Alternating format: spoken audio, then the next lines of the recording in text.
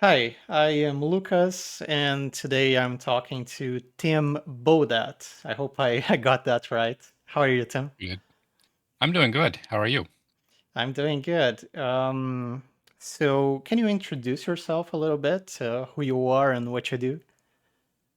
I'm Tim Beaudet, and I'm currently a full-time indie game developer. I make racing games, and um, I've been doing that for about 4 years, maybe 5 years full time. A little longer has been part time.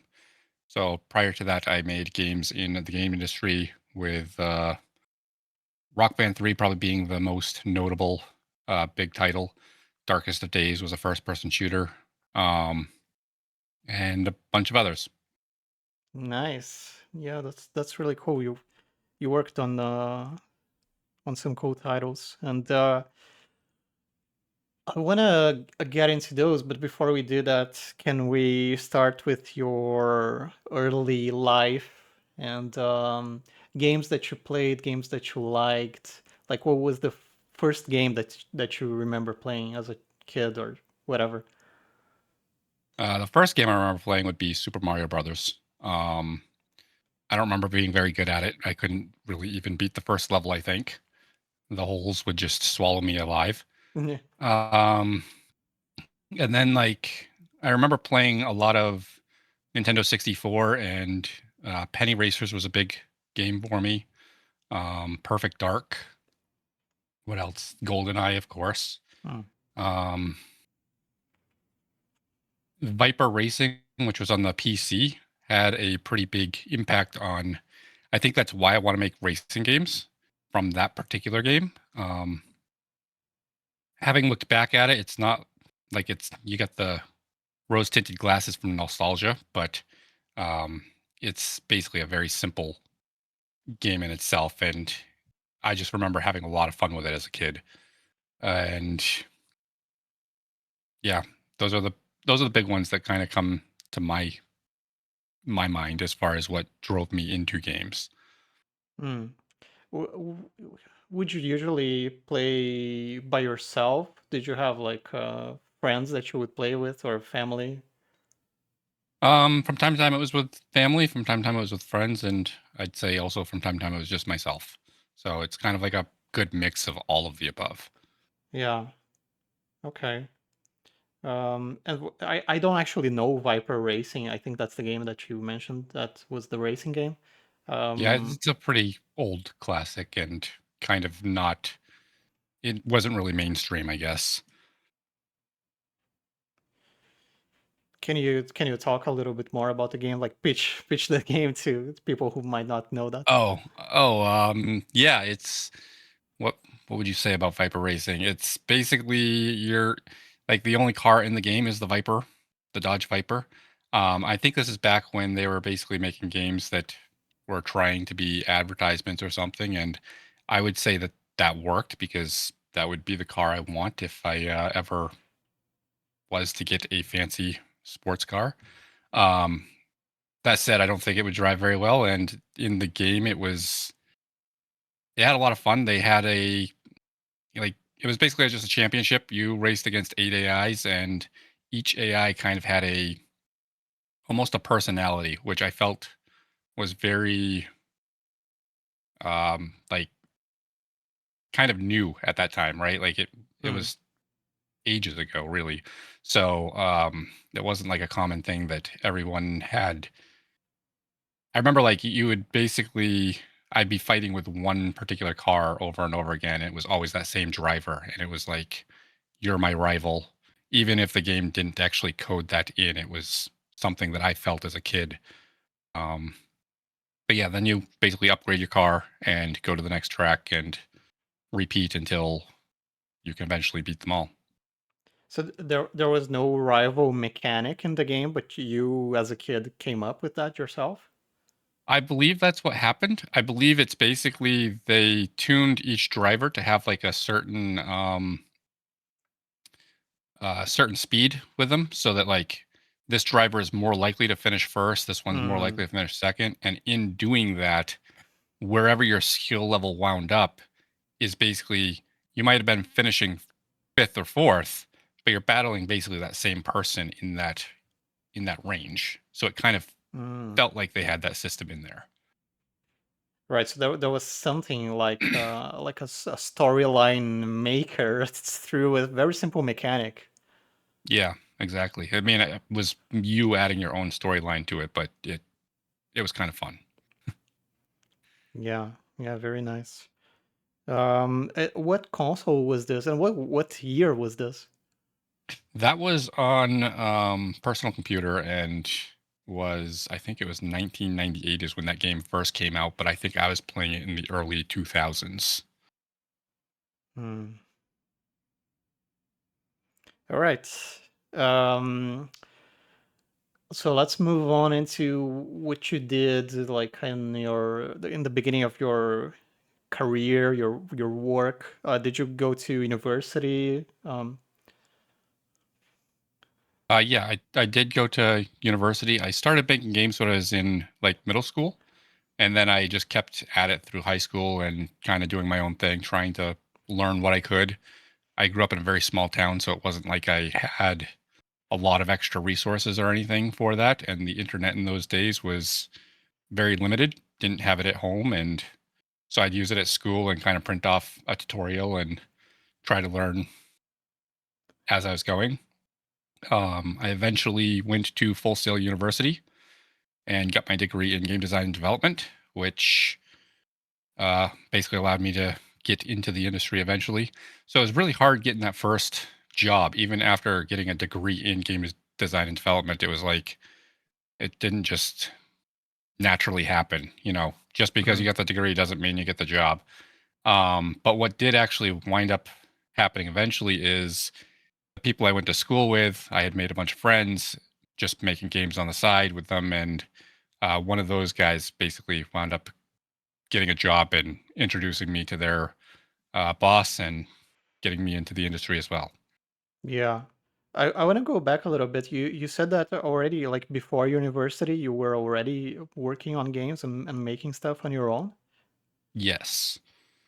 Yeah. So one day in math class, I don't think it was like seventh grade or something like that. I think one day in math class, I sat beside a kid or a new kid that had come in, and he decided to start teaching me how to make binary numbers.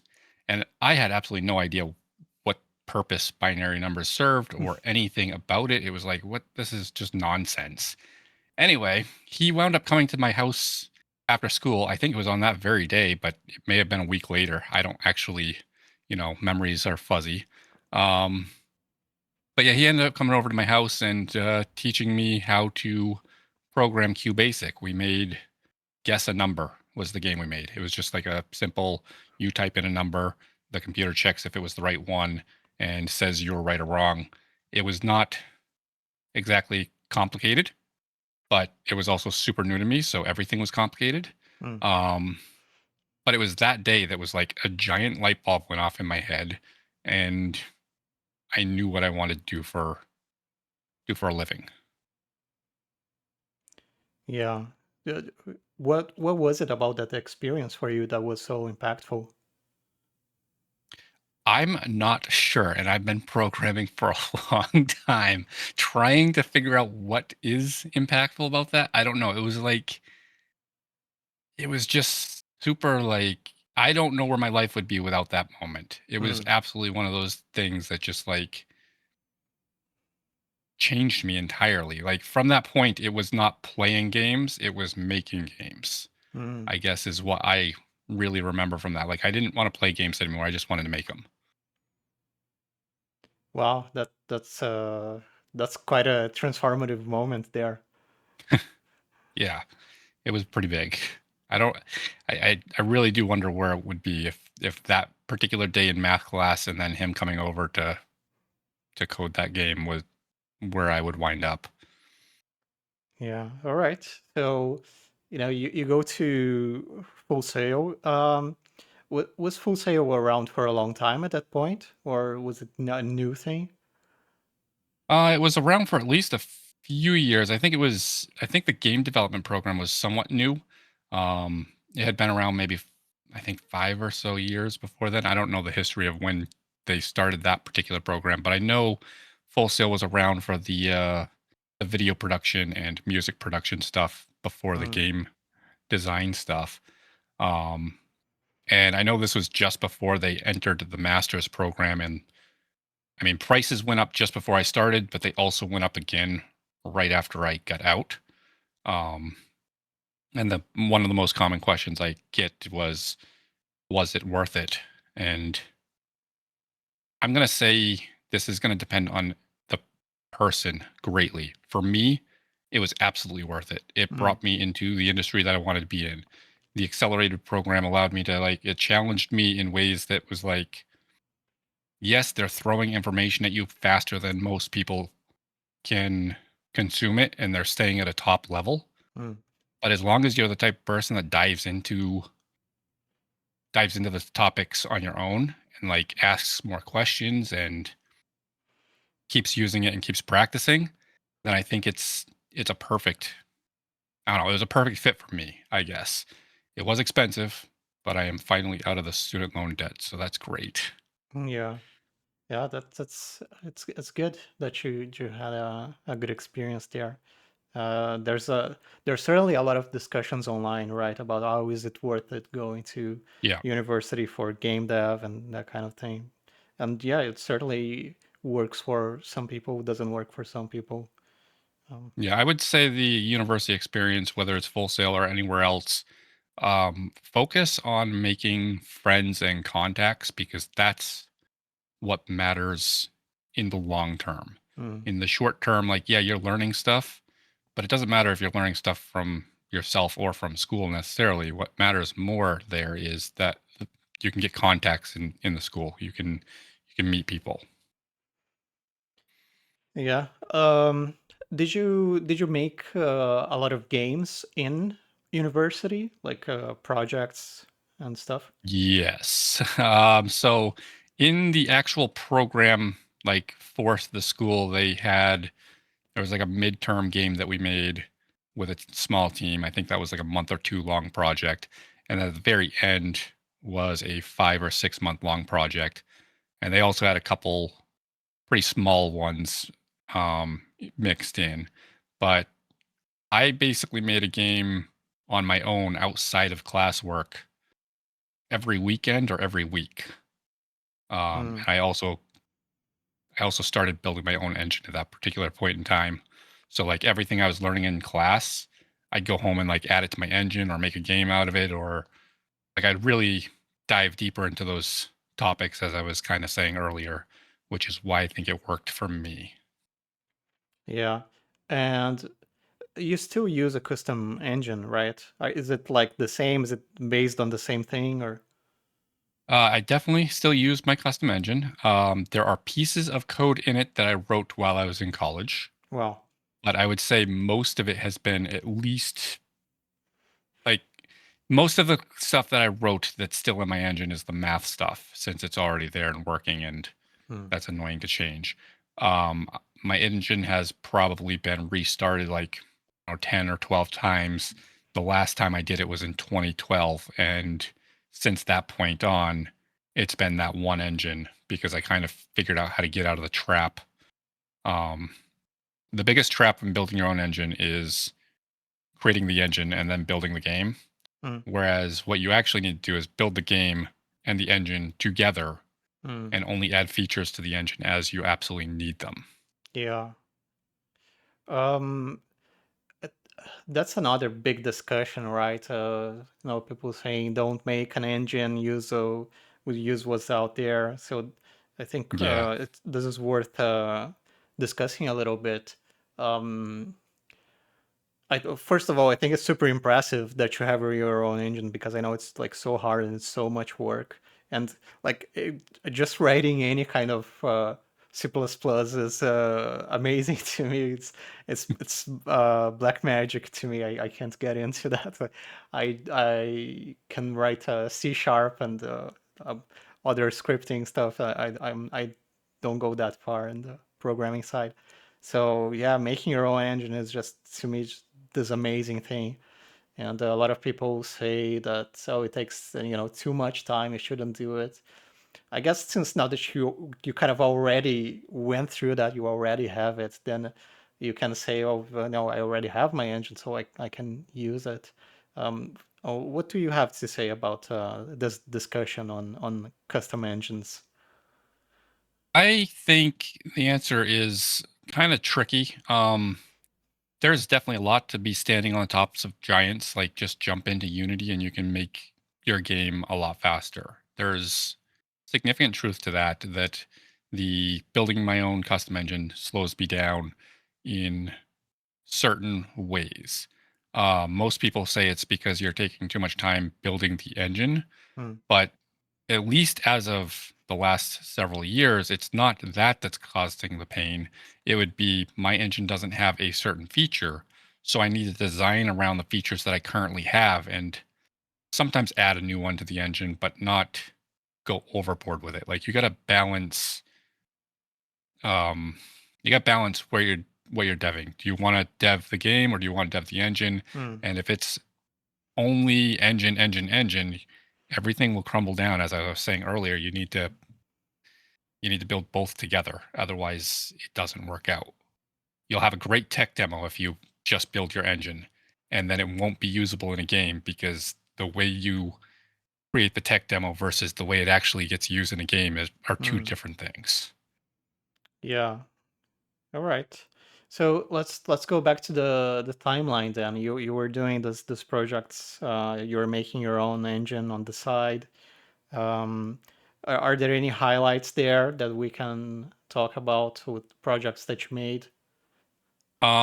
For both the midterm project and the final project, I actually got to the team to use my engine, Hmm. which was the first times I think in ever that other people had used my own code in that type of thing. Um, Both of them went fairly well.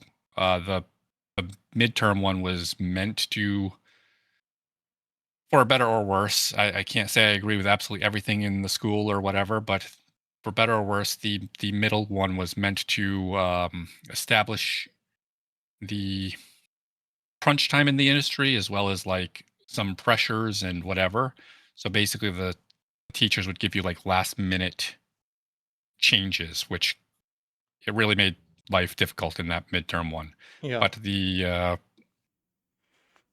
but both the teams kind of worked together with making like using my engine on the games, and the final project we did was a real time strategy, and we were silly enough to add both artificial intelligence so you could play it solo as well as networked multiplayer because I really wanted to see if I could pull that off. Hmm. And for the most part, it kind of worked, but it's a 5 month student project. It's not Yeah. perfect. It's got some rough edges on those networking calls, but it it kind of works, and that's pretty big, Yeah. Yeah. Multiplayer was one of the hardest things to pull off. So yeah, that's definitely. very nice. Okay, so let's go into your initial work. Like you were saying, you get out of university. It's not that easy to find a job, but you have some contacts. A friend gets you a job. And how does that go? Yeah, so after getting out of Full Sail, um, I I actually like I don't know, I couldn't find any job, whether it was Mm, game industry job or even flipping burgers or anything. wow. No one was hiring because I was either too qualified, like overqualified, whatever you want to call that, or I don't have the experience in the industry. Mm, And so I'm going through a pretty hard time, especially as the loans are getting started.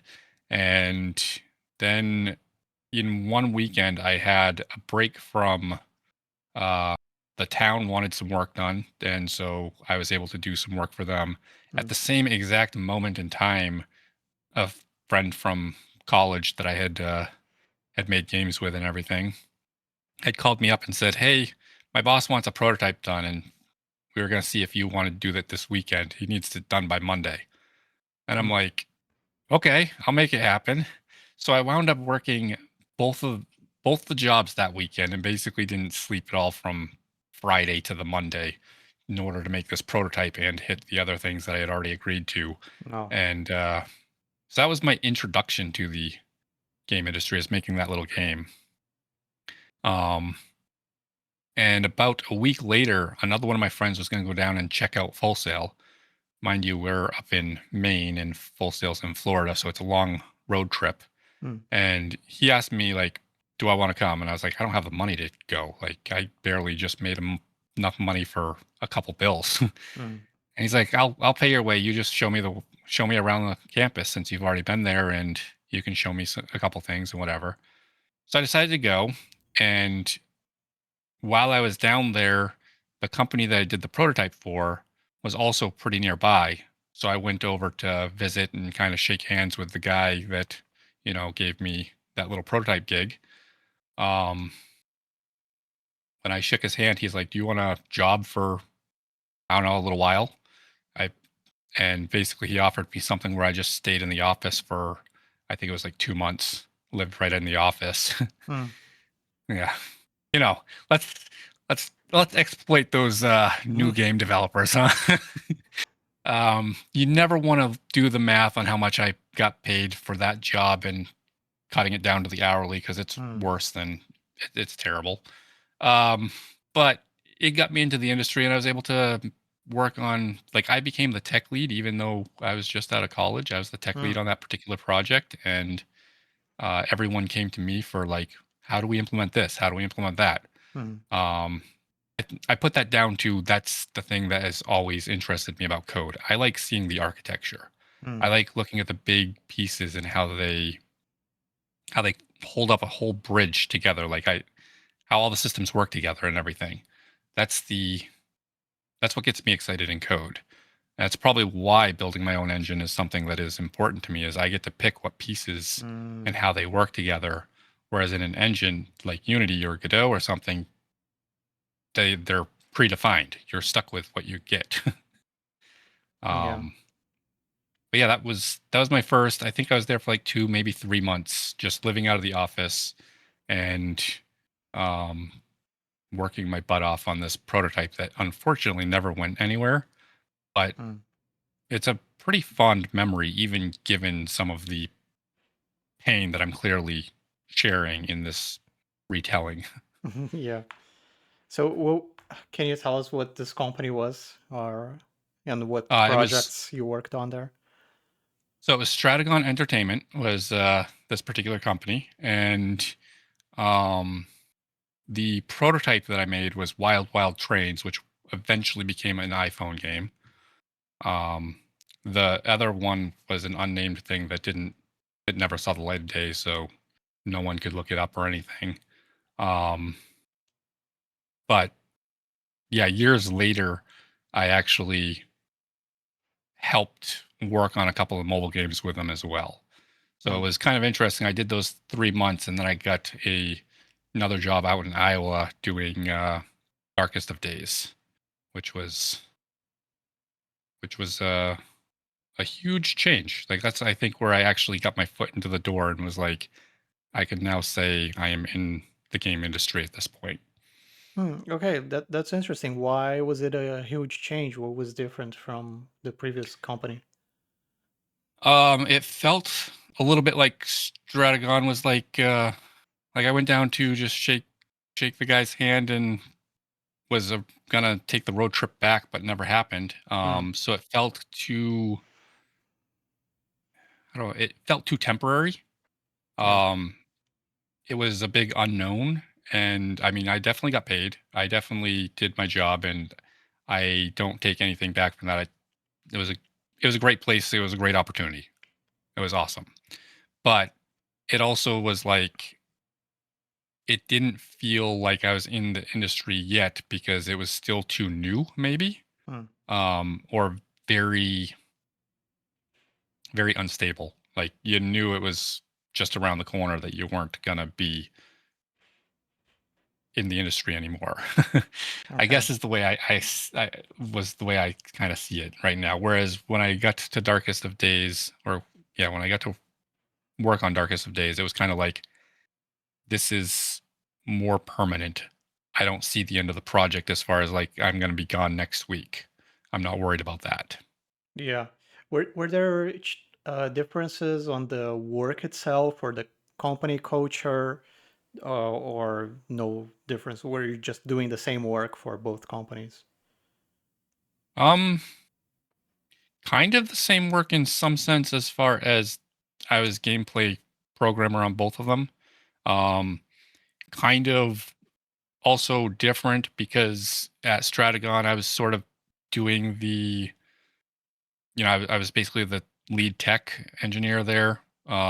Everyone was coming to me for the questions, whereas when I Mm, got to Darkest of Days, I was definitely the new employee with probably the mm, least experience, and um, it they already had something established. Like we weren't building the project from nothing.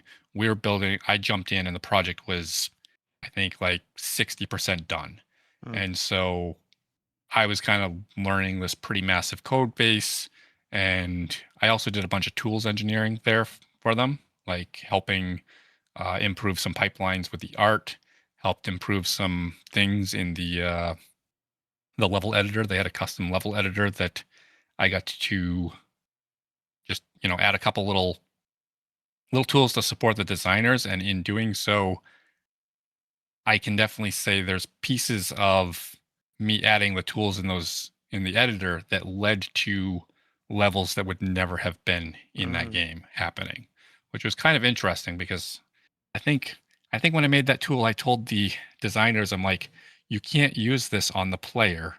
And the very first thing they did was use that on the player. Oh, Yeah. So lesson learned, you don't tell a designer they can't do something. Yeah, but it wound up working. We did get all the little bugs and issues out of that particular spot and polish it up. So I I'd say even though I said they can't use it on the player, it did wind up being a pretty good moment in the game. nice. All right. So you do Darkest of Days. Um, is there anything else that is interesting to talk about that project or what comes up next? Another actual interesting thing in Darkest of Days, technically speaking at least, Hmm. um, is that I got to work on was the multi-threaded loading, Hmm. um, basically loading the game. We had for quite a while. It didn't load too bad on PC for the most part. I mean, loading times in those days were there. You noticed them, but they were porting it to the Xbox, and on the Xbox it was abysmal, like Hmm. absolute horrible loading times. So we had to do something. And so one of the things we were doing is basically compressing everything. And I made the multi-threaded system that it kind of sucked to build because we had to load a level, and that built a little container, a package that of every asset loaded in order that it got loaded. And then once you save that, you turn it into a different mode, and then you can load it in super fast by like everything will be in the same order, which means when you're on a spinning hard drive, you don't have to seek for anything. It's always the next portion. Um, I don't remember like the stats, but it was easily 10 times faster just Hmm. doing this little thing. And then the compression of it also made it even faster. So, like, after doing all of this on the PC, it loaded in almost no time. And yeah, that was a kind of fun project to work on. Nice. Yeah. All right. So what came up after Darkest of Days? After Darkest of Days, the the company was doing work and did have stuff to keep us busy enough. It was more like just do some contract work for others and um just odds and ends type of thing.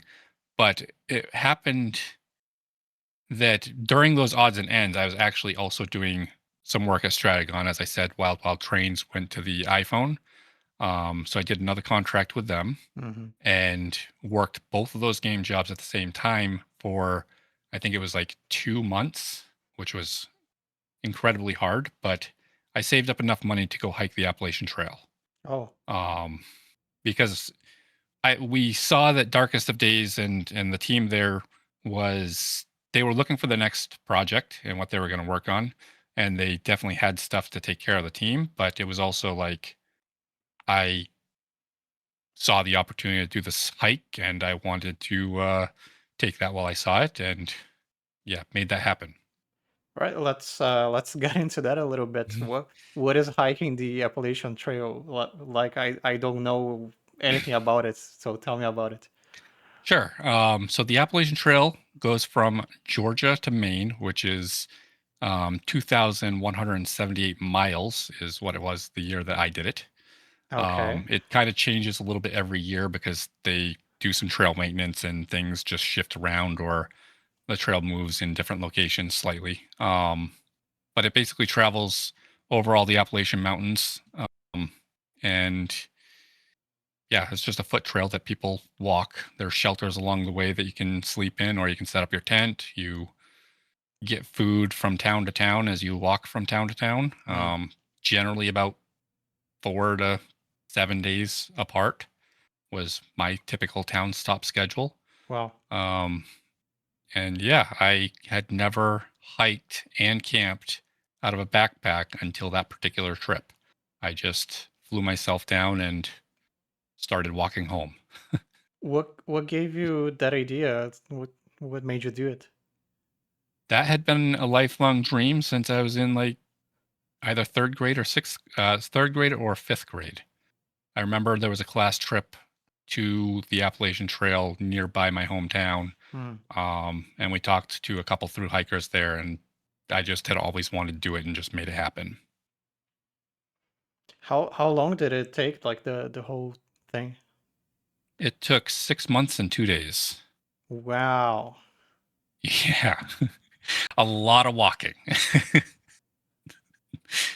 A lot of walking. Okay. Wow. Yeah, that's really impressive. Yeah, that's basically why I knew that I wouldn't be working when I did that because it's the type of thing you transition between jobs with. And it just happened that they were sort of ready for that sort of transition too. So it was a mutual separation, I guess. Mhm. I when I was looking into your projects and your stuff, like your YouTube channel, I saw that you have some videos on nature and yeah, I don't know if you're hiking and stuff like that. Yep. Can you tell me more about that? Like, why is that important to you? I guess I have like two very competitive sides of me. One likes the games and the technology and the programming, and then the other absolutely despises it and just wants to chill away from everything tech and just like there's just sitting in nature with nothing technical around, with nothing, with no music, no podcast, Mm, no human made sounds, I guess, if you can possibly call it that. You have your own voice, but um, it's just recharging in a way that almost nothing else is to me. mm, Whether that's walking through the woods or just sitting on the top of a mountain or sitting it by a lake or wherever it might be, it's just that nice, calm, natural space is what really re-energizes me in some ways. yeah, that's awesome. All right. So, um, what happens after the Appalachian Trail? You you decide to keep making games and not give up on technology altogether. So what? Indeed. Yeah. So after the Appalachian Trail, it was actually harder than I was anticipating to get my foot back into the industry. For some reason, I felt like having already been in that it would be okay to just switch to another job, but it wound up being a little bit more tricky than I thought. Mm, Um, so I was making my another version of my engine at that point. This is back again when I was falling for the trap of make the engine and then make the game. Hmm. So I made some other version of the engine at that particular point in between the jobs and found a couple, um, well, had a couple opportunities that didn't really wind up panning out until Rock Band 3. This is basically I went in for an interview. I thought I messed this interview up so bad because my car overheated and I was late. And I mean, it's just got picturesque. Everything went wrong. Yeah. Um, the interviewer was amazing. I think probably the best interviewer I've ever had Hmm. because he worked with you in a way that I think not necessarily to like lift me up and say you are good for this job, which I mean I got the job, so clearly I fit what they needed. Hmm. Um, but it was like he took the pressure off that is typically in an interview. And I don't Hmm. really have a way to describe that. It was just his personality and how he asked the questions. It wasn't like I'm judging you. It was like, hey, let's solve this together and see your thought process while we do it. Hmm. Um, and so what I wound up doing on Rock Band 3 was actually not programming. Hmm. Um, it was kind of a step up from it was a pretty decent step up from being a quality assurance. Actually, I don't even know if I could do quality assurance because that takes a whole different skill set than I've ever done.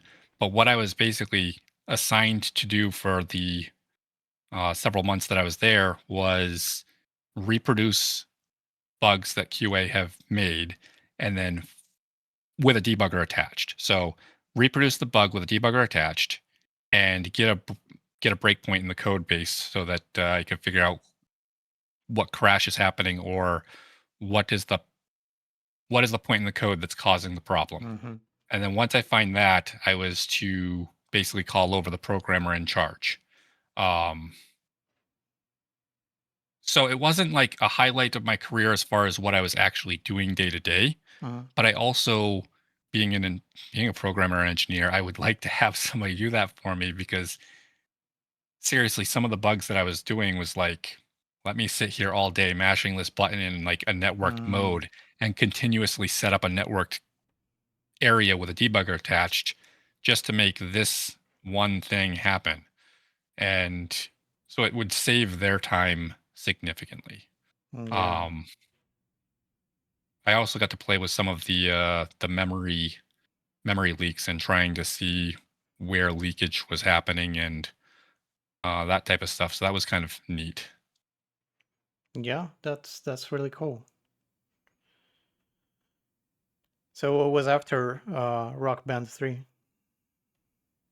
After Rock Band 3, what was that? That's when I moved over to Imagine Engine and worked on a couple Wii games and a bunch of other little prototypes. Some of them I don't think actually wound up panning out to anything, but um, the Wii game I worked on was Monster High something, Ghoul Spirits or something like that. Hmm. I don't know. It was definitely a kids game. And I did tons of little mini games is what we were basically doing in this game. It was just a collection of a whole bunch of mini games is how you can look at it. You're running around through a high school and playing with vending machines, playing with cutting hair. Um, I forget almost all of it, Hmm. but but yeah, it was an interesting one. It was also fairly like they pushed pretty hard as far as crunch goes. Hmm. Um, they pushed quite hard. And at this point, you were back as an actual programmer, let's say, rather than just Yeah, finding bugs. yeah. At this point, I would be a an actual gameplay programmer again, and mostly was implementing things. I was also working with. Um, they had a bunch of people working on things that I was like kind of second in command on that particular project, and sifting through a whole bunch of stuff that was coming is kind of the way I would describe it. Hmm. Um, often that was making the mini games work. Like somebody would make a mini game and it would kind of work, and then we'd just like fix the things that were either broken or just slightly off and make them better. And I remember every Wednesday we'd basically have a milestone every Wednesday, and it would be like a big build that we'd be up quite late testing, Mm. running through the entire game over and over and over again. Yeah. When you say you were fixing things, do you mean from a bug standpoint or from gameplay, more like on the game design side? I would say more from the bug standpoint, but there were Mm. some game design and also just how like um yeah, sometimes it'd be the game design and like a vending machine needs to work a little bit different in this game. Um I don't really have a concrete example to give, but it's like something is just a little bit out of place, and so we just make it better. Yeah. The reason I ask that is that like I've been a solo developer, for all my career. So it's um it's hard for me to imagine what it's like to be just the programmer implementing other people's stuff. And I do imagine that the programmers end up doing some design at least, because you're like kind of like the last point, in the creation process a lot of the time. So, and there are some decisions that come from design, and then there's like this blank spaces that the programmers have to figure out as designers, right? Yeah, I would say for the most part when you're doing those designs, it winds up coming into back into like a team meeting, typically Mm, speaking. Um, I mean, there is still a little bit of that to a degree because the programmer also sort of makes it like how fast does this thing move? Okay, yeah. that's how fast it's moving, and um, although there's the other side where the programmer is making the tools for the designer to use, Hmm. and the designer comes up with what they want it to be, which is quite often more like, or more often how that works. It's it can go both ways, I guess is the easy way to say that. It can go both ways. All right. So going back to the timeline, what came after those the kids games? After the kids games, I actually wound up moving to Florida again, and worked on Super Kid Cannon, which did eventually release on mobile, but I was not there during the actual release because Mm, this company was is an interesting viewpoint I have. In one hand, I hold them pretty highly for the quality of the code that I wrote there, and on the other, they sort of just tossed me and another programmer that was there mm, sort of under the bus without any warning or reason at all. Um, so that was like one of those like I got let go, but I did nothing wrong. mm, um, and it was a really magical place in if you ignore if you ignore the management, which is how I kind of view this mm, company, ignoring the management and just look at my time there as it was. So I went from crunching on the kid games to this place that kind of had a no crunch policy. mm, And their technical director wanted us to focus very highly on high quality code rather than rushing through stuff, mm. which was a vastly different change in pace from what had seen at the previous job, right? Like, Yeah. um, where it was just quantity, quantity, quantity. It doesn't matter. In the time that I was at that place making Super Kid Canyon, um, the other programmer and I, he was technically lead above me, but we both considered each other equals. We had a very good dynamic that I find was like a magical partnership where we could have different viewpoints, articulate them very well to each other, and choose the one that's best for the project, not Mm, holding egos in any way. Sometimes that was mine, sometimes that was his, and it was just like it was just magical. That's the best word I can come. I'd love to find that again. Um, what really changed my mind and changed my career going forward after this particular job was due to the due to watching how the code got together and like focusing on the quality, which I dragged my feet for a long time. Like the tech director wanted us to write out index instead of for I. mm, Wanted us to write full names, no abbreviations. There was a bunch of stuff, and I'm like, this is silly. I've been doing this my entire career. Why are we going to change this? mm. But they're paying the bills, so you do what's asked, and I did what was asked.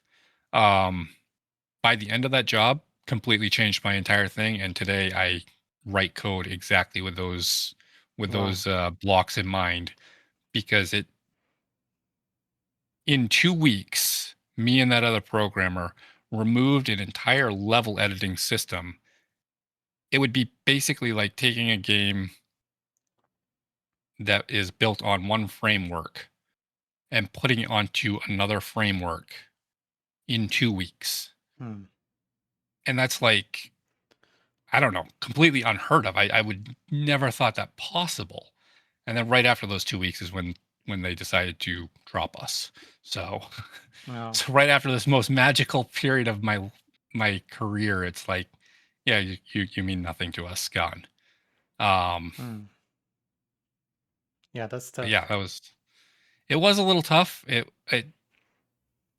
just is what it is. I I've moved on from it, but I am so glad that I had that experience because it has shifted everything about how I tackle code from that point on. Because I could say any other company I had been at trying to change that framework like we did would have taken months, and that's not even an exaggeration. Like I still can't believe that that happened in 2 weeks. And this is from like just their high standards for code. It was from high standards and how me and the other programmer Mm, had worked together.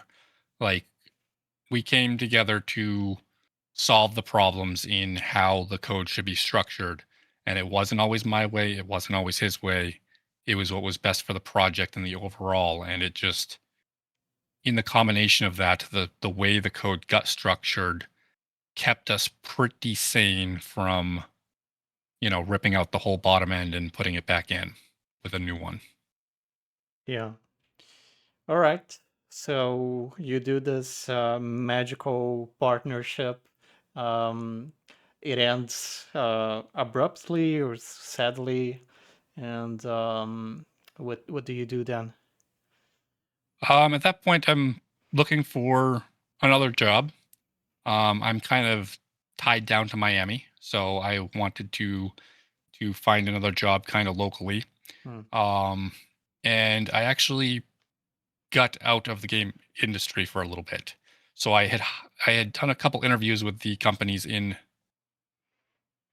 Miami and in around the area, but they were either too far away and didn't how do I want to say that? It felt like they were going to be crunch fest Hmm. companies. Like I could just get the smell from being there, and I still considered it, but it was kind of like it didn't really feel like the right thing. So I wound up getting out of games for a little bit because I found a remote position um in software development, Hmm. and I took that mostly because it was remote. I got to work from home. It was a pay cut as far as what I had been making previously, but it wasn't like so substantial to be worried. Hmm. And it felt like it was going to be longer term, which is what I wanted in that particular case. Because, I mean, much of this career that we've talked about happened over 5 years. It was like rapid Hmm. fire change, change, change.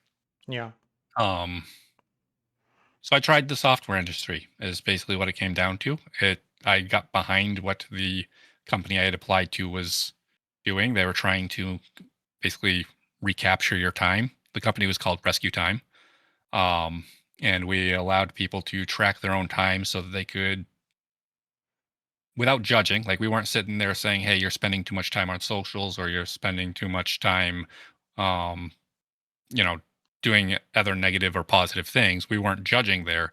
We are allowing the people to use it how they wished. Um, and in my time there, that's actually how I was able to get my student loans under control and start saving the runway to allow me to become the full-time dev that I am today, the full-time indie dev that is. Yeah. How different was it working as a software programmer from being a game programmer? Vastly. um yeah, vastly. Uh where do you want to go with this? First, the problem sets are vastly different with in games you're making, I guess, entertainment, Mm, and your problems are what's the next reward for the player or what's the like making things work. It's also significantly more creative. I think we can all sort of agree. Um, but in software, it's more like how do I work with this framework and get the things that I need from it while tying it together with that framework. And it was more, in some ways, it was more technical um, because you had to read the documentation in different ways. Like obviously with game dev, you're still reading documentation on how the engine works or mm, how a particular framework does like works with your own engine if you're building your own engine with frameworks. mm. But it was a different area than I had ever experienced since I'm doing it with operating systems um and yeah, a whole different suite of I want to say languages because it was all C++ still for me, but it was Mm. like it was a different language in a sense. Like you're not speaking in terms of games. Yeah. The other major difference I found was, and I had to kind of adjust myself on this one, I was trying to go too fast. I was definitely still in the like zoom, zoom, zoom, get stuff done. Yeah. And it was like, no, no, no, you got to just chill out, bud. Slow down. Yeah. I mean, I'm not saying that don't want to get stuff done as a software engineer because you certainly do, but it was a vastly different speed and mentality to it. It was more get stuff done, but try doing it in a way that you don't need to come back to maintain. Mm, Whereas in a game, it's like, yeah, I'm going to touch this again tomorrow, and we're going to change mm. how it works. That's just how it works. Interesting. Yeah. Um, but you ended up not staying in software, so what happened there? What happened there was so I was at Rescue Time for almost 10 years, maybe a whole 10 years. I don't know, somewhere around 10 years. Um, and about 3 years before I went full time, I had began working mornings on my own games. So Mm, every morning I'd wake up at 6 in the morning and work on my own stuff until 9 in the morning. I would take a quick orange juice break and jump into work, get with my work emails, go through the workday, and next morning do it all again. So like every day was 3 hours a day on my stuff, then do work. mm. And this allowed me to start taking my indie adventure and my career as an indie developer seriously. Like it's what I always wanted to aim for was to be my own boss, to create my own games, to hopefully be able to support myself from it, which is still not going that great. But during this period of I've got the full-time job and I'm still working on my indie stuff, it was able to build up the runway that I'm draining these days. Yeah. um, but it was also freeing because I got to work on my own game ideas. I got to choose what and how I worked on them, and I didn't exactly have the stress about money at that particular point because Mm. I still had the full-time job that maybe I wasn't getting the creative outlet in the job, but I just changed when I do it, right? Like I do it in the Mm. morning, I get the creative outlet, and then I go to work. So it was about going back to the dream, I guess, right? I want to make indie games. I want to Yeah. make that work. That's basically where it started. And I started streaming on Twitch in, I don't know, like 2015. I was doing a couple races here and there. I might have showed some code here and there as well. But in summer of 2017 is where I started the 3 hour day thing. And it became like every morning I was doing, I was streaming on Twitch and sharing my game dev progress. And then about 2018, I challenged myself to make my very first game and make $1 from it. That was the goal. I wanted to make a game, release it to the public, make $1. Didn't that was the end of the goal. There was nothing like make something grand and venturous. It was Hmm. just get something out there, make $1. Um, I spent 7 weeks on that project and wound up making like $100, which Wow. it's not a great project. It's rough around the edges. So anyone that had bought it, it was there just literally to support my adventure and help me out. But it was also the first thing that brought me money in my own creations, right? Yeah. Um, and that was the step into going full time eventually. Yeah. Um, a lot of the time I worked on Turbo Boom, which is actually currently still on hold. It's just kind of sitting on a back burner waiting for me to get back to it. Mm. But I got that game about 80% complete and then moved around a little bit and started Accelerate. Accelerate was actually an interesting one. So you know that I work on my own engine. Um, I had been trying even while working a full-time job, I was trying to find ways to make money. And making the games was actually quite hard because, you got to ship the game. Yeah. And at that particular point, I had only shipped the one. I had canceled at least two others. One of them took like 9 months. And then Mm. I said, this is not going to have a return on investment. So let's get rid of that. Um, in 2020, I had basically decided to set aside April and play with Unity. My goal with Unity was to explore how the Unity asset system worked and how people would get the assets to put into their games, and maybe I could make an asset of my own. Um, so I started exploring with Unity. Made a couple of little things. I actually did Ludum Dare. I forget which number it was. Ludum Dare 40, I think. Yeah. And I made Accelerate. And at first, I didn't really think anything of it, but it wound up being 12th in fun out of the 2,000 or so participants in Ludum Dare. Well. And I was like, I kind of have something here. Yeah. It was pretty clear I had something there. So I put that on hold for a little bit, continued on Turbo Boom, and decided that for Easter 2021, I was going to release Accelerate as an Easter game, which I spent January and February building the game, and March was spent marketing it, which it did do better than I was anticipating. To date, it has made about $6,000. Mm. You can probably tell that that's not quite enough to pay me for the time I put into the game. Yeah. It just is what it is. But it it's still my most successful game yet, and I went on to make two more games in that series, thinking that I could do better than the first, and neither of those panned out. Mm. Well, there's a lot that I want to talk about there that you mentioned. Um, so you talked about Twitch. I've watched your stream a few times. So you are one of the bigger streamers in the software and game development category.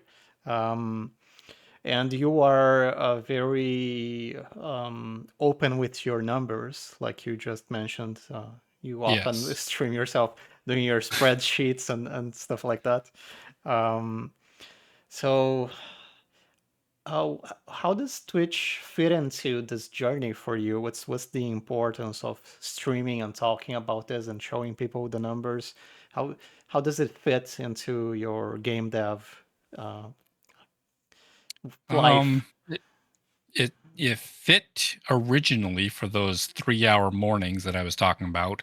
It fit as one of the accountability buddy. Mm, Like I said I was going to be here streaming, so I want it helped me wake up. I'm not a morning person. mm, Like yeah, I wake up at 6 in the morning every day, but I'm not a morning person. okay. Hey, so that it really helped with that, and in doing that, it also kind of kept me laser focused because when I'm live streaming, it's not like I can go check how Reddit's going and then get lost in there for like 3 hours.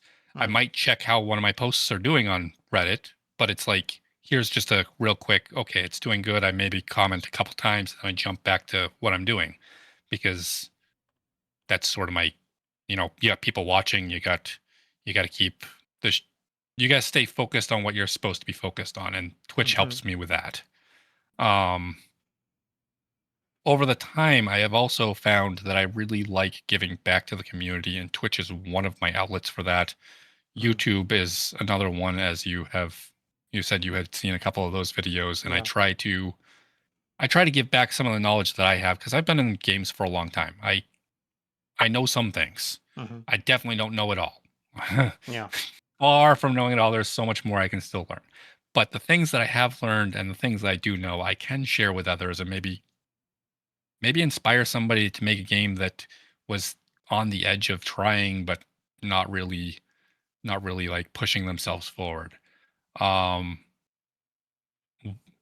you had mentioned that I'm transparent and open with my numbers, Mm-hmm, and that's been pretty big to me, and I hope if I ever make it big that I can kind of stay in touch with this because I think it I don't want to say that I've ever felt misled by anybody mm, because I don't think that's really true.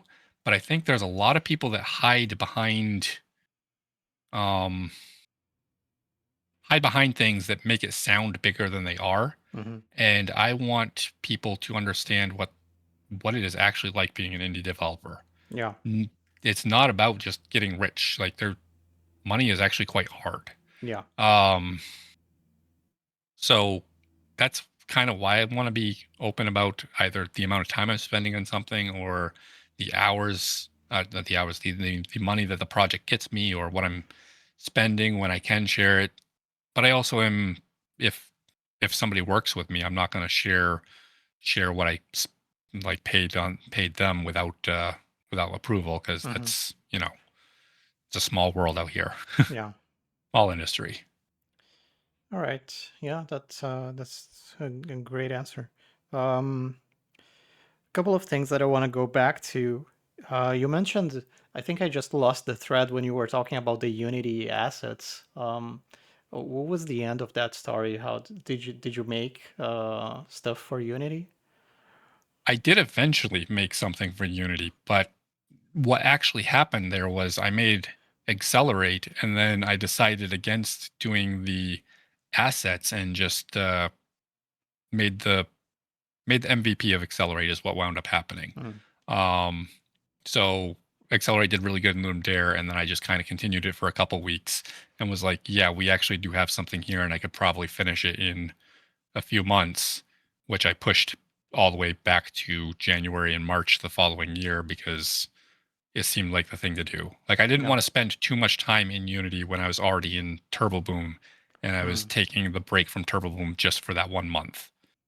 Um, that's basically what happened there. And I think it was during Accelerate to the Tropics, which was the third one that beat in 2023. It might have been before that point that I decided to actually make a Unity asset um, for Unity Asset Store, which was Mm, Shadow Ghost Pro.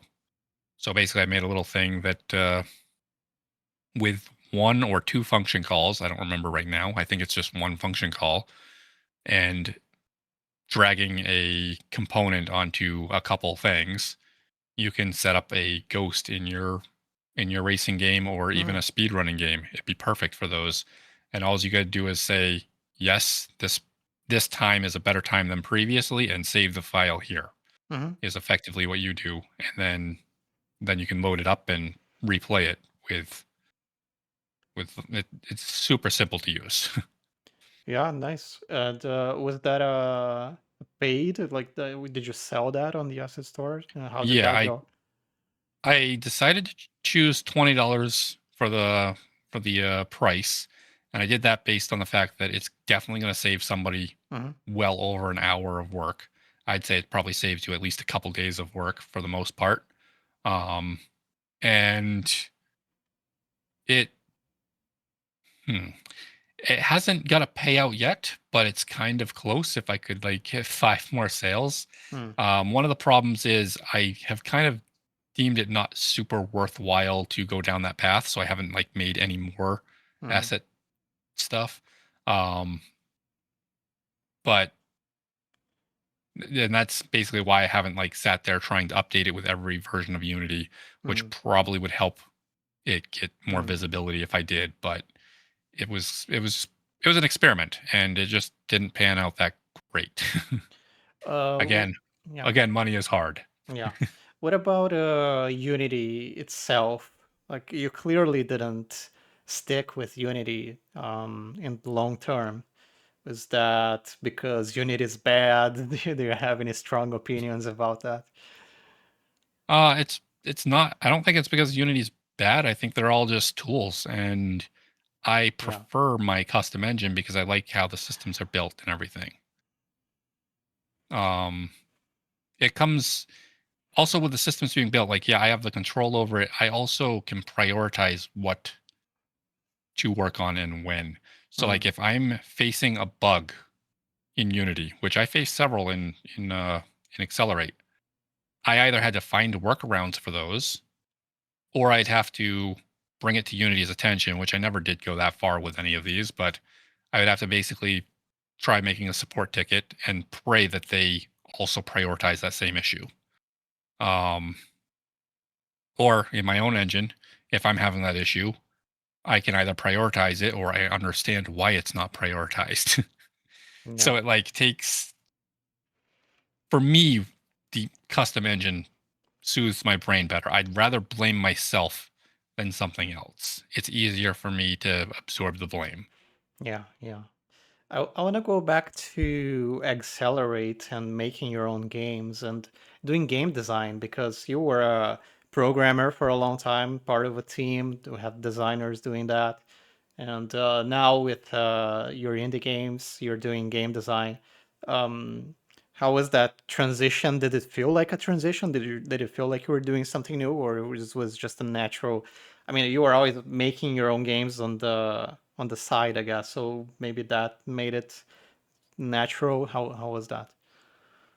It was fairly natural, but with say Accelerate and even Turbo Boom a little bit before it, um, the difference and where it kind of stretched me out is a when I was designing my own games prior, like say high school and even through the Yeah. early stages of being an indie, they were always like, here's a little game with a tiny bit of content. It wasn't like, here, let's fill Mm, up a game full of levels and let's solve some of the other design issues that come up when you're building a larger content filled game. yeah. Um, and so with both Turbo Boom, Accelerate, and actually all of the accelerates, I still don't know like the exact recipe to design a good racetrack or obstacle course, as I'm calling them. Um, but I can tell you when it's right. Mm, And And I think that comes from I'm still sharpening the designer tools in my, the skill set is still being developed for me. Is I don't know how to get to where I'm going, but if I keep playing around, I can tell you when I've got something. Mm. So you're the kind of game designer that play tests a lot and tries it out and changes things. Yeah, in Accelerate, I basically had to create a the path that the track would follow, and Mm. then I'd go try it out and be like, no, this corner was too slow, so I'd have to readjust all of what was necessary, and then try it again and be like, I could tell you when it does flow or if it doesn't flow, Yeah. but I couldn't necessarily predict what would. Yeah. I well, that's what it's like for me as well. I don't know if that's what it's like for everyone, but for me, it's always kind of this. You have some idea in your head about the design, or I have, and I try it out, and it's like, no, this is not it. And then you Yeah. have to make changes, and it's like, okay, this is what I was thinking of at the beginning, but I couldn't get it on the first try, right? Yeah, it takes iterations. And I Yeah. think that's where I was saying earlier with the software dev, it's very different where game dev is you're always expected to come back and keep iterating and Hmm. iterating. Where software, it's kind of like you're trying to make it so you don't need to come back here for a while, if ever. Yeah. So, what was it about Turbo Boom that made it harder to finish than Accelerate? Because Accelerate ended up being, I guess, easier to finish. You made three games in the series. So what happened? I would not say that Turbo Boom has been harder to finish or necessarily like taking longer than Accelerate in certain ways. Like it's Mm, definitely taking longer than Accelerate if you count the day I started to whenever I eventually release it. But most of that time has been just sitting on the back burner while I work on other things. okay. Um, it's probably taken about 120 to 130% of Accelerate. And some of that time even included building my own track Mm, building tool for my editor, um, which was actually built in like 2 weeks. Which it, that was actually quite crazy. I've spent mm, a lot more time on it since that point in time, but the original one was built in 2 weeks, and it it actually flowed better than what I felt I was doing in Unity with Accelerate. in wow. in many ways because it was a custom job for this particular thing, and in Unity it's generic for anyone's vision, um Mm, which is kind of one of those trade-offs of using your own or not. But with Turbo Boom, the thing that actually put it on pause initially was that when I first started the my indie adventure, I didn't want to be releasing on Steam only. I think I've kind of changed my viewpoint through the years, but at, at the beginning, I did not want to release only on Steam. I wanted to mm, release on Steam and Itch and on my own site and whatever. Like, I really didn't want to just be Steam only. Um, and in doing that, Turbo Boom has leaderboards, which would mm, require some form of user, I don't really want to say like user tracked information or user identifying information or whatever, but I needed to pay attention to GDPR and a couple other things, and that was going yeah. to involve getting in touch with a lawyer. And I was also in life looking like like I'd be moving out of Miami at some point, and I Mm, didn't want to have to find a lawyer in Miami to then go find a lawyer wherever I moved. mm, So as Turbo Boom was like reaching its almost the apex of where it's about to get released and like finalized, it was kind of like I got to put this on hold so that I can get the lawyer situated, and then that hasn't yet happened. yeah. So what are you currently working on? I saw a couple of images of a rush cremento. Was that what Yeah, it's called? Um, Rush Incremental. what's that? Rush Incremental is a post-apocalyptic incremental racing game, basically. So you are searching your way through a wasteland, trying to find resources so that you can build up a race car and go drag racing against the opponents, so that you can gain territories. Kind of think of Mad Max incremental racing vibes. Um, and the actual interesting thing about Rush Incremental for probably many people is I'm trying to build it in 100 days. Mm, That's from the having the idea kind of formed to the Steam release. So I figured 66 days of development, 33 days of marketing, and then the final day would be a release. That's probably going to get shifted around a little bit, and it might even take a little bit more than 100 days, but it was at least a target to be like aiming for and see what I could do. That's 100 days of work, not 100 calendar days for anyone curious, okay. because I've only been working on it Tuesday through Friday um, in order to pace it out the way I want it. Yeah. All right. That's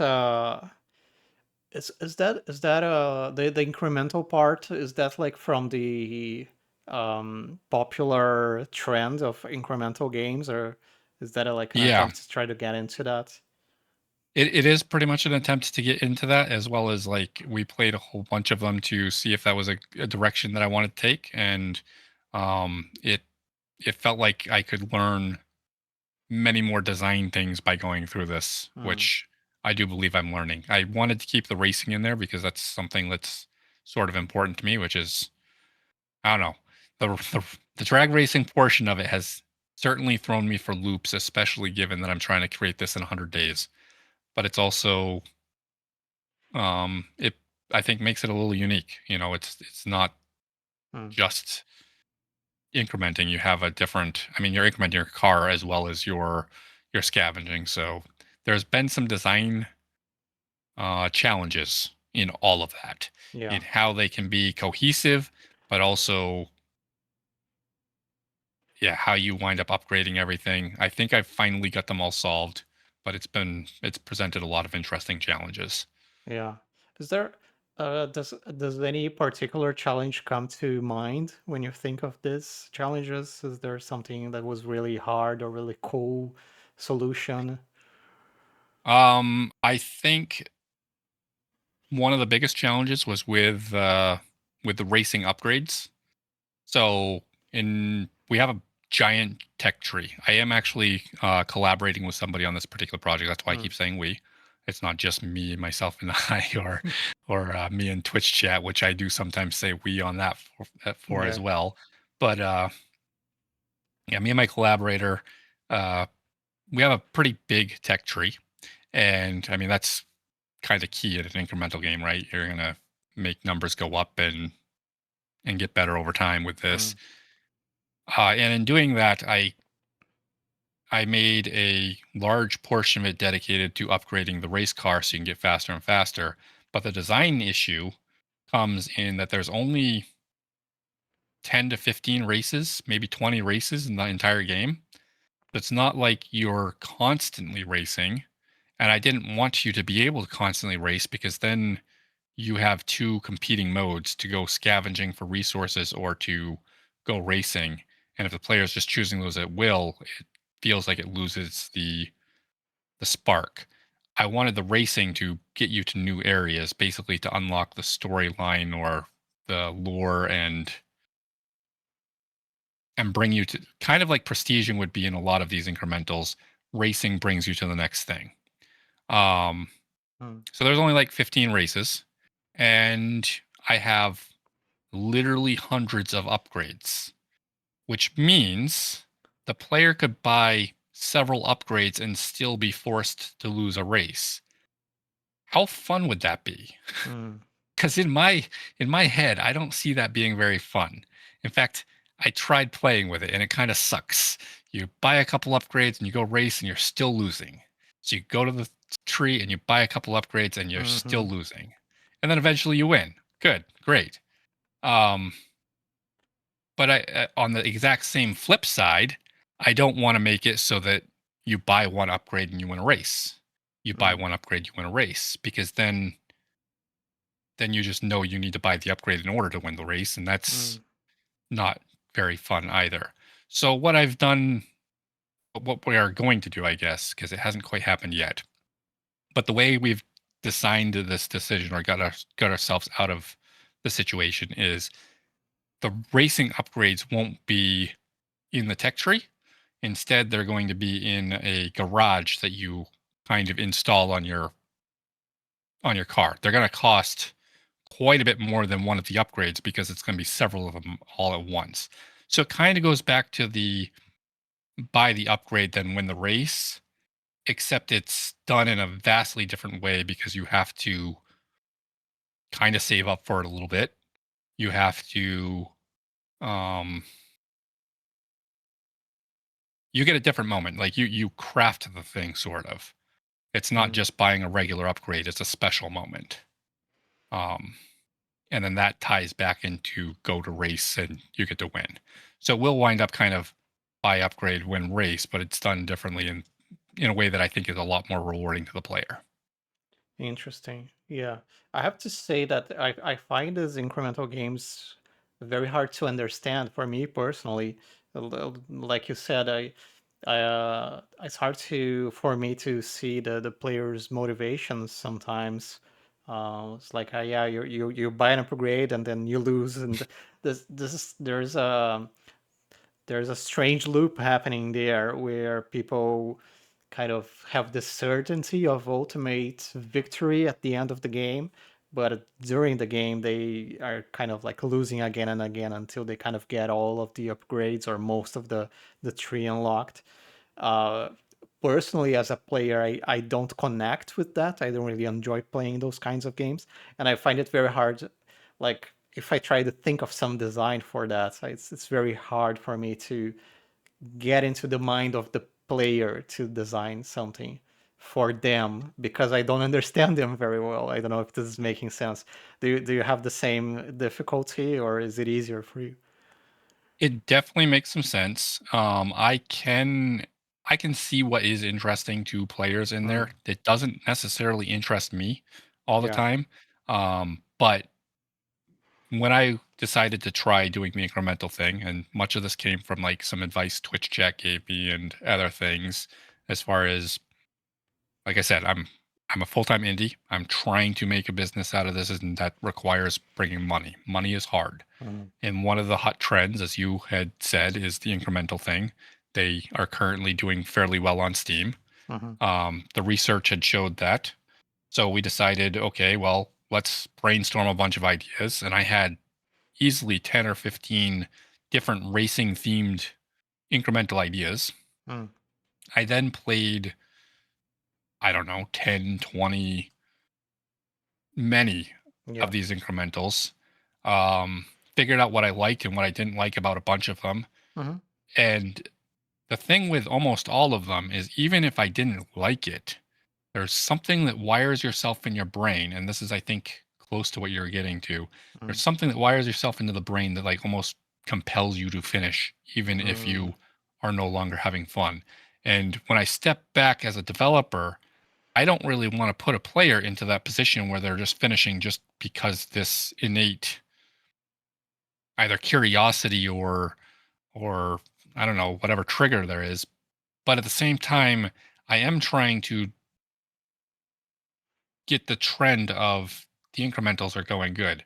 So I've taken the way I've kind of designed around this is I took the things that meant a lot to me from the various incremental games that I tried.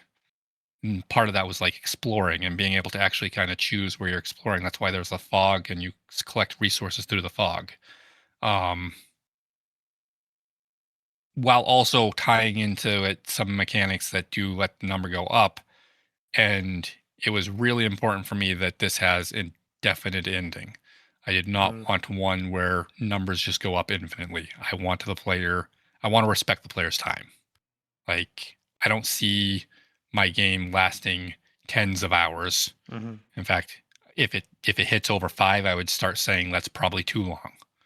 Um, I don't know where it's going to wind up yet, but I would I would say I feel 5 is too long, and that's me having played several of these and done my research. So Yeah, I think that's I do see what the I think I do see what drives the player is what I'm saying. hmm. There's the term that people are calling it the Great Conjunction. I still don't understand it. I think that Chris Zukovsky came up with this term, the Great Conjunction, for the games that are doing well on Steam right now, just like yeah, incremental horror, roguelites, Yeah. um, the Vampire Survivors likes, and I just want to echo what you were saying about having this idea and making this game quick. I think a bunch of people are doing that, and and personally, I am kind of getting into that. So I have a game idea for a roguelite that is kind of in the same idea. I'll make it quick. I'll make it in a couple of months, something like that.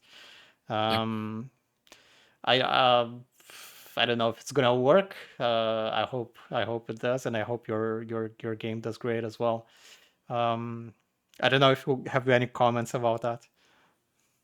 I think yeah, I can't say if it's going to work either, but I think you need to take your shots, and Mm, if you have the interest and the desire to make a project, that you you should be trying it. Um, I I vaguely wonder. You are right. There's a whole bunch being made, and I do wonder if there's going to be mm, either a position for me, or if I'm actually going to be able to float enough to the top to make it successful financially. I guess would be the end goal that I'm trying to achieve here. yeah. But at the end of the day, even though Accelerate um, wasn't a financial success, I got to watch people have pure joy playing it. Mm, And that means probably more than anything else to me as far as how my games are doing.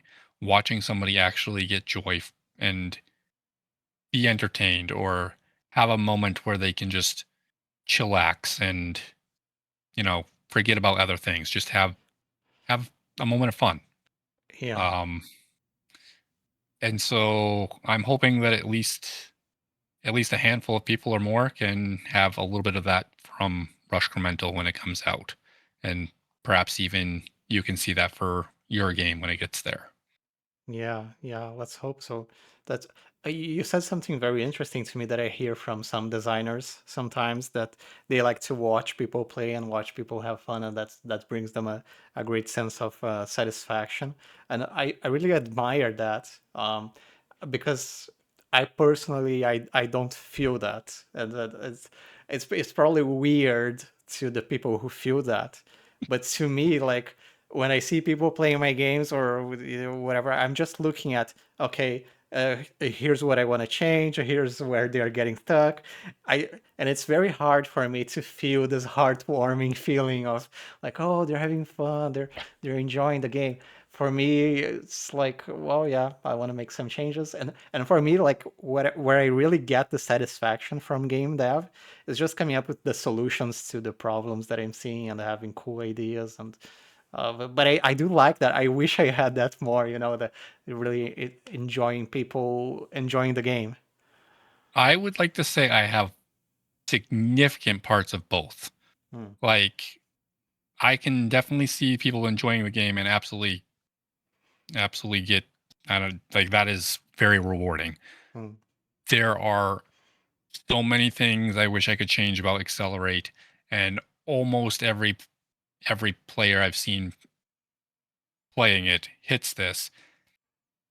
But there's also in Accelerate, I don't want to change the levels because that's what they were when I started doing the leaderboards, and I don't want to reset the leaderboards. And if I mm, change the levels in any physical or mm, like if it's visuals only and those visuals have no nothing that could possibly disrupt the car in any possible way, then maybe I'd just let that slide in. But that's if it changes in any physical way, I have to prove that the very best time is still possible at the very minimum, or I have to reset the leaderboard so everyone can compete again, and I don't want to do that. But there is one particular level that pains me greatly Mm, because it's like it's the early cliff, I guess. If you get past level 14, you're doing pretty good. And most people will stop right there at level 14 because it's just a bit too challenging. It's the first level where you have to take a jump and catch the egg on the other side. And the poor decision is I added a corner right after that jump. So not only do you have to take a jump, catch the egg for the very first time, you also have to hit the brakes very quickly and then turn. mm, And it's like a little too much for everything. And if I were to redesign a spot, that would be the spot that would absolutely get redesigned first. So I definitely see what you're saying when you say you feel um like you can see all the things you wish to change, mm, and I definitely get that as well. I think with Accelerate I've learned that I need to watch people play them earlier, like before we get to the point where I say that this is enough and that's all done. uh But even with that, Accelerate was always difficult. And if I changed level 14 to be easier, yes, more people might go through further, but they're still going to hit another wall. mm, And because that's what the game is. The game is difficult. yeah. Um so it's not like changing the level suddenly makes the game necessarily better either. So in Accelerate, you have the mechanic where you're trying not to break the egg, right? And I saw a game recently. I don't know if you saw this. It's called an extremely hard game, and it's I think it went viral or somewhat viral. Um, it's like a friends lop. We were talking about this the genres that are hot right now, and it's Yeah. people like carrying an egg and they're trying not to break the egg. Um, so I guess that's an attempt at doing that mechanic in a genre that's making more money. I guess. Did you had you seen that game at all? I have not seen it until just now, and that does look like basically Accelerate with multiplayer, and Yeah. yeah, it looks hard. I can tell you balancing an egg on top of your car is very challenging. Yeah. And add in some of the Unity physics in there and it's even worse. There's a couple things I going back to the whole Unity versus custom engine Mm, thing. It There's some randomness in the physics that don't allow jumps to be deterministic. mm, And no matter what I did with Unity, sometimes the egg will just fall out, even if you did the exact same inputs. Like you could land the jump and catch the egg 5 times in a row and do absolutely nothing different on the sixth, but the egg will fall out. yeah. Right. So there's another game that you could do in the future. I guess you could do a friends lop accelerate version Yeah. somehow. That's another idea. Um, do you already have more ideas for games that you want to do, or next steps, or are you just focusing on what you're doing now? Currently, I am focusing on Rush Incremental, Mm, but I have a list of at least 60, if not closer to 100 yeah. racing game ideas that just every Oh. time an idea pops into my head, it goes into that list as just like a 1 or 2 sentence thing. And then when I'm choosing my next game, what I do is I just kind of go through that list and score them on how Mm, feasible they are. Can I actually complete this within a given time period? And how attractive they might be to an audience. And then I just choose the winners, give them more details, go through the process yet again until there's the one remaining. That's how I tend to choose my ideas. But I think I'm going to be shifting that around. And I think after Rush Incremental, I'm going to try working on something like 2, 3, no more than 5 games at the same time and just bouncing between them as I find interest in them. because Mm, my mind likes to wander and bounce, and I think that would be better for me than trying to. I have a hard time picking which of those games I want to work on because I want to work on a lot of them. yeah, And so I think if I gave myself like something like 2 to 6 weeks on one project and then 2 to 6 weeks on the other project, and it will give each project its own time to shine while also moving forward. And the theory is as long as I don't allow too many projects in this area, then I can still complete them. yeah. All right. I don't think I have any more questions. I don't think I'm all out of questions. Okay. I'm gonna put links in the description and all of that to your games, your Twitch channel. Um, but do you have any closing words, or you want to tell people where they can find you and your games? You basically find me at twitch.tv/Tim Beaudet. And my games are on Steam. Just, I guess, search for Accelerate. Spelled kind of funny, but yeah, Mhm. that'd be the way to find it. Um, I think I think game dev is a great thing, and if you have any interest in making a game, give it a shot. It, don't worry about what's best. Don't try to optimize the best or easiest way to do it. Just dive in. It's gonna be hard, and make what you want to make. Have fun with it. Nice. Make what you want to make. That's good. Yep, Um, and yeah, have fun. Have fun. Otherwise, there's what was the point, right? exactly. Um, right. Thank you so much, Tim. I really appreciate you coming on, and I had fun talking to you and knowing more about your story. I'm Yeah, thanks for having me. glad we did this. Thank you. Thank you. Bye bye. Bye.